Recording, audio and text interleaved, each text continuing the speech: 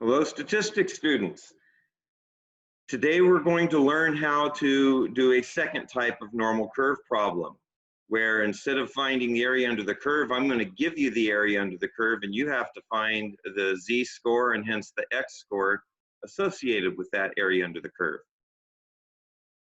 Let's begin where we ended the last video with these two explanations. A z-score tells us how many standard deviations away from the mean our data point is.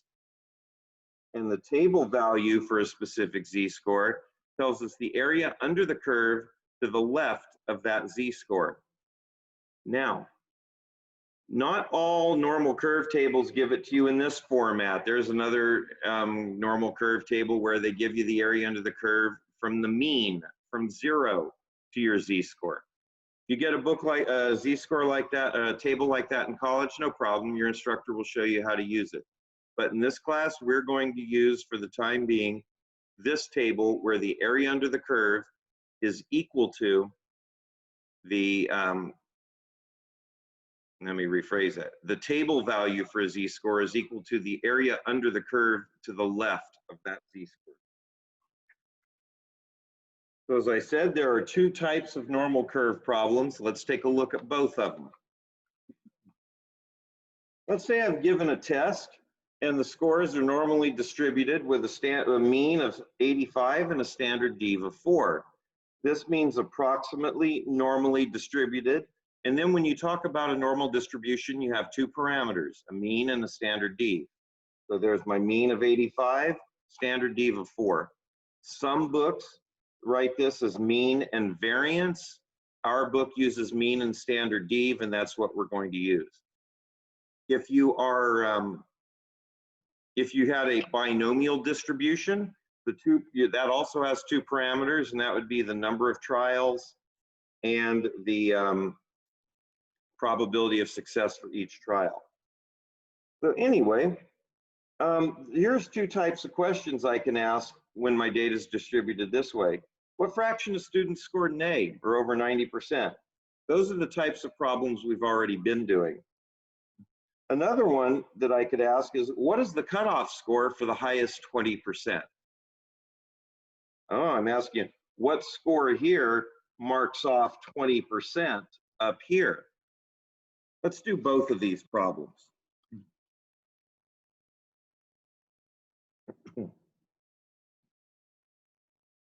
So if I want the probability that X is greater than 90%, I have to convert 90 to a z-score. So if X is greater than 90, Z has to be greater than 1.25. We had a mean of 85 and a standard dev of 4. That means 89 is one standard dev, so there's 90. I look up my table.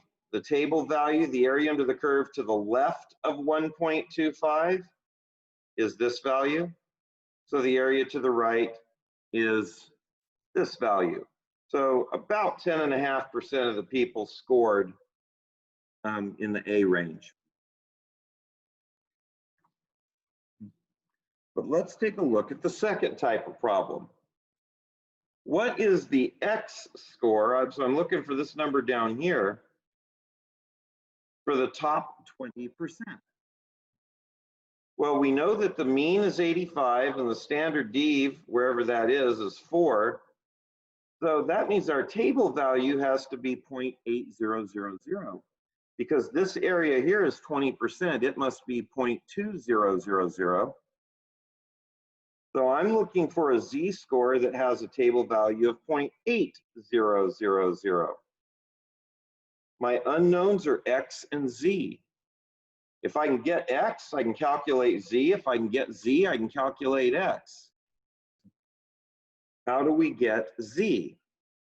Well, my table value is 0.800. So I look through the normal curve table and I find the closest value I can to 0.8000, and that's 7995. That's only 5/10,000ths away from the number I'm looking for.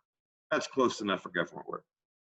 And that is a z-score of positive 0.84. Look that up, make sure you can get that. So if Z is 0.84, I have approximately 0.8 to the left and 0.2 to the right of that number. So I'm trying to solve for X, the X score. So it's here's my formula for Z. I solve for X. Don't substitute numbers in until you have a closed form formula for X. Multiply both sides by sigma, add mu. Now I have a formula for X. Now I substitute numbers. Now is the first time that I reach for the calculator. Don't reach for it here. Solve for X first, then you can do all of this at once without rounding, and we get our answer. So the top 20% of people scored 88.36 or higher. If we only give scores to the nearest point, then they had to score an 89 or above. What's the cutoff score for the lowest 20%? So I now want a table value of 0.2000. The table value closest to that is 0.2005, which is negative 0.84. You should have expected that. The normal curve is symmetrical about its mean. So if the top 20% had a z-score of positive 0.84, the bottom 20% should have a z-score of negative 0.84. Here's the same formula that we solved for X. Our z-score is now 0.84. The bottom 20% scored an 81.64 or below. Now here are just some values you're going to memorize a couple of these just because we're going to use them so much. We call this P5. It's the probability of the bottom 5%, and that is negative 1.645. Be able to find that on your normal curve table. The normal curve table is on pages A16 and 17. And you see that, okay, we're not going to find that there. Never mind. Different information at the bottom of your normal curve table. So P5, that just means the probability of the bottom 5%. Okay, so your z-score is 1.645 standard deviations below the mean. P50, so what is the z-score when the probability is 50%? Well, it would be 0. And P90, what is the z-score when the probability is 90%? Positive 1.28.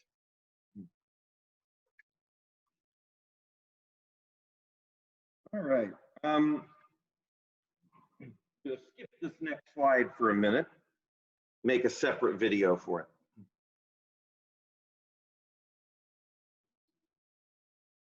So let's take a look here. This is number 36 in the problem set. You can look that problem up. The bottom 10%. So we know if we're talking about the bottom 10%, we're talking about the area under the curve is 10%. So that gives us a z-score of negative 1.28. Look that up, make sure that you get that same value.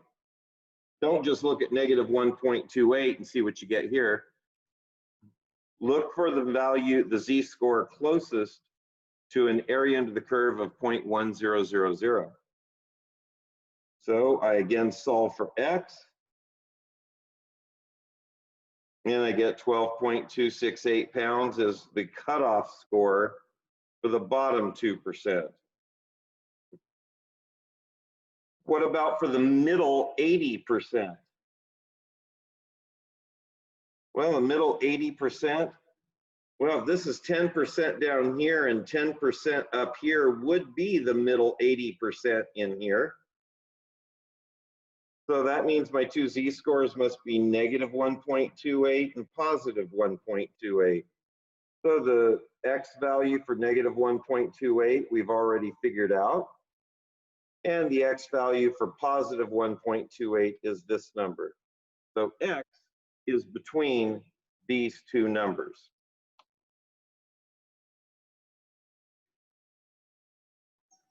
All right, the next video is going to be a lot more fun because I'm going to teach you how to play Yahtzee. Until then, have a great day.